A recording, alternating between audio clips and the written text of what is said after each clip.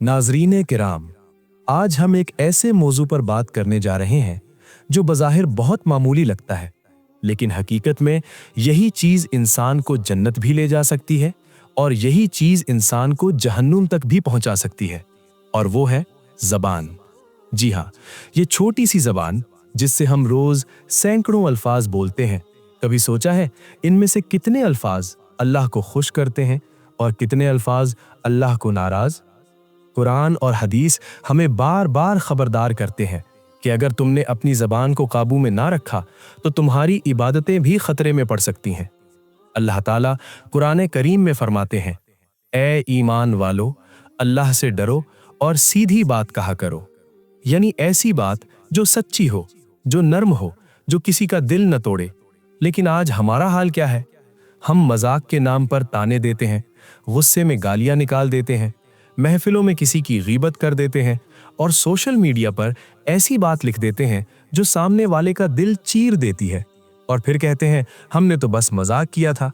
नाजरीन, याद रखें, अल्लाह के यहाँ मजाक और संजीदगी दोनों का हिसाब होता है। कुरान कहता है, इंसान मुंह से जो लफ्ज भी निकालता है उस पर एक निगरान मुकर्रर है जो सब कुछ लिख रहा है। जरा तसव्वुर करें, हम अकेले नहीं बोल रहे, हमारी हर बात लिखी जा रही है। नबी करीम सल्लल्लाहु अलैहि वसल्लम ने फरमाया, जो शख्स मुझे अपनी ज़बान और शर्मगाह की ज़मानत दे, मैं उसे जन्नत की ज़मानत देता हूँ। सोचिए, सिर्फ ज़बान पर कंट्रोल और बदले में जन्नत। लेकिन दूसरी तरफ नबी सल्लल्लाहु अलैहि वसल्लम ने यह भी फरमाया, इंसान एक ऐसी बात कह देता है जिसकी वजह से वो जहन्नुम में इतनी दूर जा गिरता है जितनी मशरिक और मगरिब के दरमियान मसाफत है। एक जुमला, एक लफ्ज और अंजाम जहन्नुम। आज ज़बान के चंद आम गुनाह हम सब की जिंदगी में आम हो चुके हैं। सबसे पहला गुनाह गीबत। कुरान कहता है, क्या तुम में से कोई ये पसंद करेगा कि अपने मुर्दा भाई का गोश्त खाए? हम कभी मुर्दा गोश्त नहीं खा सकते, लेकिन रोज जिंदा लोगों की गीबत कर लेते हैं।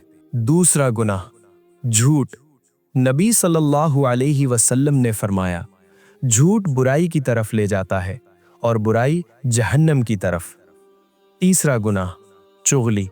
एक की बात दूसरे तक पहुंचाकर दिलों में नफरत डाल देना। नबी सल्लल्लाहु अलैहि वसल्लम ने फरमाया, चुगली करने वाला जन्नत में दाखिल नहीं होगा। फिर बदकलामी, गालियां, तंज, तहकीर। हालांकि नबी सल्लल्लाहु अलैहि वसल्लम ने फरमाया, मोमिन ना बदजुबान होता है ना लानत करने वाला। अब सवाल यह है, हम अपनी जुबान को काबू में कैसे रखें? सबसे पहला उसूल, बोलने से पहले सोचें। दूसरा उसूल, अगर बात फायदेमंद ना हो तो खामोश रहें। नबी सल्लल्लाहु अलैहि वसल्लम ने फरमाया, जो अल्लाह और आखिरत पर ईमान रखता हो वो भलाई की बात कहे या खामोश रहे।